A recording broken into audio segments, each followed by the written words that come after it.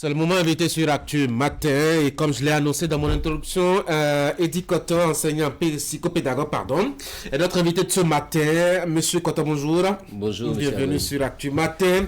Nous allons voir avec vous quelles sont les mesures à prendre pour éviter le drame de la semaine écoulée où Anati Tengu, une enseignante, dans une mauvaise manœuvre avec sa voiture, a créé un drame. 3 écoliers sont décédés. Monsieur Cotton, la configuration des établissements scolaires au Bénin, les dispositions des bâtiments et autres, offrent-elles vraiment, selon vous, une sécurité aux usagers des établissements publics? Je veux parler des enseignants, je veux parler des apprenants, mais aussi des usagers connexes, les parents d'élèves, le personnel connexe. Merci, M. Agoy. Je pense que la réponse elle est non. Aujourd'hui, il faut avouer que beaucoup d'écoles, que ce soit à la maternelle, au primaire, au secondaire, même au supérieur, en République du Bénin, ne répondent pas au plan infrastructurel, aux normes de l'école de qualité fondamentale. C'est dire que les infrastructures doivent déjà être attrayantes et accueillantes, spacieuses pour les apprenants, les acteurs clés qui en font usage. Ensuite, les enseignants qui doivent transmettre la connaissance, ceux-là aussi doivent quand même se retrouver quand ils viennent dans l'école qui est leur lieu de travail. Et les parents, quand ils viennent chercher leurs enfants, doivent aussi se sentir en sécurité par rapport à leur contact avec l'administration scolaire. Quand je prends les apprenants, aujourd'hui, il faut avouer, beaucoup de salles sont exiguës, qui ne répondent pas véritablement aux normes, mais malheureusement, c'est encore avec des effectifs pléthoriques. L'enseignant a de la difficulté à circuler librement, à aller et venir, alors que le cours tel qu'aujourd'hui l'APC est conçu doit se faire de façon à ce que l'enseignant puisse circuler dans toute la salle et voir un peu ce que fait chaque apprenant et gérer les différences individuelles. Malheureusement, l'école ne répond pas à ces normes. Et puis, parlant maintenant de l'extérieur, de la cour de l'école, il y a des écoles aujourd'hui qui ne disposent presque pas de cours.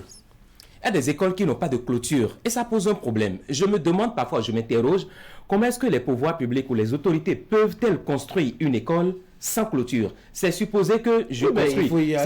Non, monsieur Agoy, non, mais ça commence par là. Quand vous voulez ériger votre maison, construire votre domicile propre, on commence toujours par la clôture pour sécuriser l'investissement qu'on veut déployer.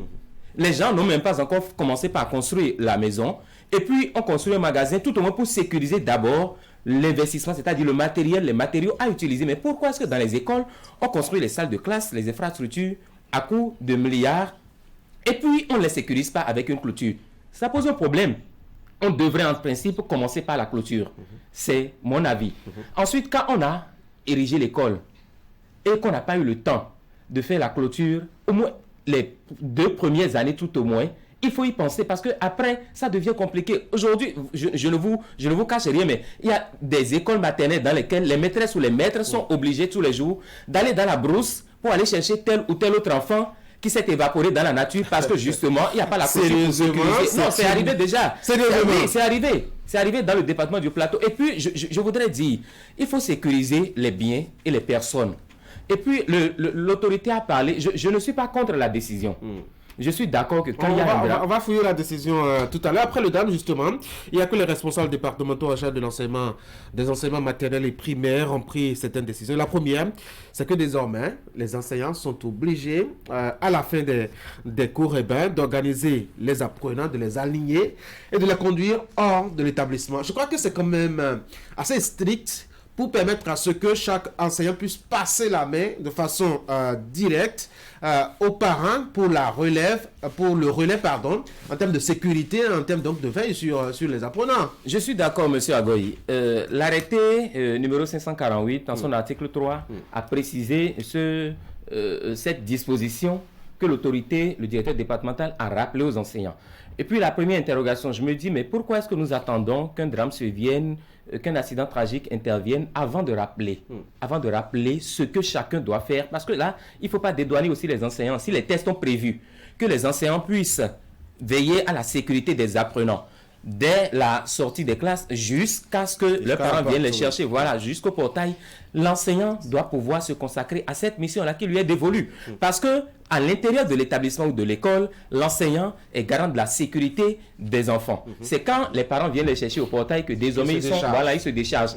Et donc, cette disposition, on devrait pouvoir la faire respecter par tous les enseignants. Et s'ils ne le savent pas, il faut pouvoir le leur dire. C'est pour ça que chez nous, parfois, nous prenons de beaux tests, mais dans la mise en application, il n'y a aucun système ou aucun dispositif de suivi. Mais pour voir si la faute ça n'est pas aux responsables, mais plutôt aux enseignants. aux enseignants qui ne jouent pas leur rôle. Et c'est ce que je dis. Oui, mais qui ne font pas non, ils sont peut-être... Ils sont informés, mais il y en a peut-être qui ne sont pas informés. Et ça, on dira que c'est leur faute parce que l'intéressé doit pouvoir chercher les tests qui cadrent un peu son métier. En dehors de cela, je pense que même si les enseignants devraient amener les enfants jusqu'au portail, les conduire en rang, c'est vrai que ça va dans la pratique, parfois c'est compliqué parce qu'à la fin du cours, l'enseignant doit émarger ou plutôt remplir les registres, le cahier et tout. C'est beaucoup de tâches pour lui, seul, au même moment. Pendant ce temps, les apprenants sont peut-être patients parce qu'ils ont entendu le son de cloche et donc tout le monde veut sortir. Les parents sont au portail et attendent. Ça peut paraître compliqué. C'est peut-être pour ça. C'est même compliqué parce que imaginez un instant que les cours se terminent à 17h. Je parle de l'après-midi. De l'après-midi et notamment dans les établissements primaires ou maternels. Oui. Il y a parfois des parents d'élèves qui ne viennent pas chercher les enfants au-delà, enfin, à l'heure indiquée. Et si l'enseignant, au-delà de ses activités pédagogiques, doit s'attarder encore à rester à l'école au-delà d'une heure après la fin de cours, attendre les parents. c'est une galère, ça. Et c'est évidemment pour cette raison que les enseignants parfois se retrouvent dans l'incapacité ou dans l'impuissance de jouer ce rôle-là qui leur a été attribué qui leur est dévolu. Et il faut l'avouer, aujourd'hui, en fait, il y a plusieurs problèmes. Il y a des parents, comme vous venez de le dire, qui ne viennent pas à temps. Et l'enseignant sera peut-être obligé d'attendre 30 minutes, 1 heure, 1h30, alors qu'il a déjà passé toute sa journée. Confidence, il y a un couple qui a oublié carrément d'aller chercher son enfant jusqu'à 20h. Vous imaginez? C'est-à-dire que le père pensait que la mère serait allée chercher l'enfant. Et vice-versa. La mère pensait que le père serait allé chercher l'enfant. Et ils ont attendu jusqu'à 20h. C'est quand ils se sont retrouvés à la maison qu'ils se sont rendus compte que le fils n'est pas rentré. Ça pose un problème. Et donc, c'est pour ça que, vous voyez, les dispositions doivent intégrer tous les acteurs. Les parents doivent savoir que 30 minutes maximum, après les cours, ils doivent venir chercher leur enfant. S'ils sont occupés au plan professionnel, qu'ils envoient une tierce personne, quelqu'un de confiant. Et là, l'autorité rappelle que les enseignants, après avoir, raccompagné les enfants, les apprenants jusqu'au portail, puissent vérifier l'identité des parents. Ce n'est pas possible. Ah oui, ce n'est pas possible parce que dans les écoles primaires aujourd'hui au Bénin, en dehors des classes de CM2 qui doivent passer l'examen, les écoles primaires, les enfants ne disposent pas de pièce d'identité. Les parents ne disposent pas de carte d'accès qui pourrait permettre à l'enseignant de savoir que tel enfant est effectivement celui de tel parent et faire le rapprochement pour les laisser. Du coup, lorsque l'enseignant les raccompagne au portail, il s'en lave les mains. Qui vient chercher tel enfant, il ne sait pas. Et ça pose aussi un autre problème de sécurité, parce qu'il y a la sécurité à l'intérieur, mais aussi la sécurité à l'extérieur. Et puis quand nous parlons, si vous permettez, quand nous parlons de clôture, et l'autorité demande que les parents d'élèves s'organisent avec les directeurs d'école, je trouve qu'à l'instant où nous sommes, en plein milieu de l'année scolaire, ou peut-être vers la fin de l'année scolaire, ce n'est plus possible. Parce que les budgets des écoles ont été votés depuis plusieurs mois, avant même le début de la rentrée, le 18 septembre dernier. Et on sait qu'aujourd'hui, les subventions qui sont allouées aux écoles primaires, c'est 900 000. Et dans les 900 000, ce n'est pas que l'école peut les disposer comme elle le souhaite. Les 900 000, il y a 60 000 qui sont accordés à l'UASEC, c'est-à-dire l'Union des associations sportives, et culturel de l'enseignement primaire, 30 000 pour le bureau APE. Et là encore, les 900 000 dont nous parlons, c'est les 2 tiers qui sont envoyés. Donc, l'école a fonctionné au début avec environ 200 000. A fonctionné. Et peut-être c'est 4-5 mois après que l'État envoie le reste. Ce n'est pas la faute à l'État, c'est peut-être l'organisation qui est mise sur le dispositif qui est mis sur pied. Mais c'est pour dire qu'aujourd'hui, à l'heure actuelle, il n'est plus possible pour les directeurs. Oui, au moins pour les années à venir, on peut déjà pour les années à venir. Et c'est pour ça que je trouve que nous n'anticipons pas assez. On a parlé de construction de parking. Ce n'est pas aujourd'hui au directeur d'école diriger un parking dans l'école pour la sécurité.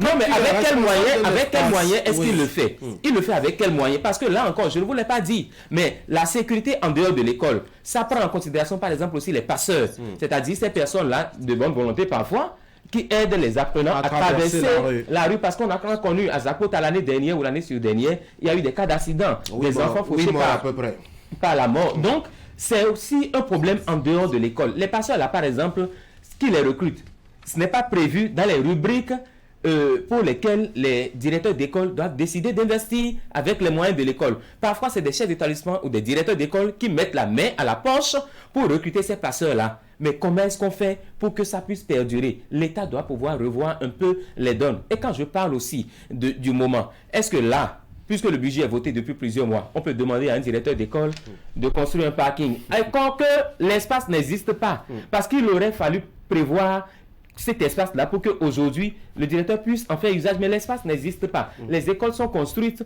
parfois sans aucune norme en la matière. On construit, et puis on laisse, on ne revient pas voir 1 an, 2 ans après. Bon, comment est-ce que ça évolue? Parce qu'il faut toujours gérer avec les moyens de bord, non? Pour créer un parking. On n'a pas besoin d'ériger une clôture avec une dalle, etc. Je compartimenter comme on le fait dans les ministères. Non, je ne demande pas qu'on le fasse, mais qu'il y ait un espace réservé pour abriter les motos et les véhicules, les engins à 4 roues. Ça n'existe pas même dans les écoles et les collèges, ça n'existe pas. Vous verrez par exemple dans des écoles, c'est le même portail ou la même entrée qui sert, d'entrée et de sortie aux élèves et aux enseignants, aux parents d'élèves aussi. Non, en principe, ça ne devrait pas être comme ça.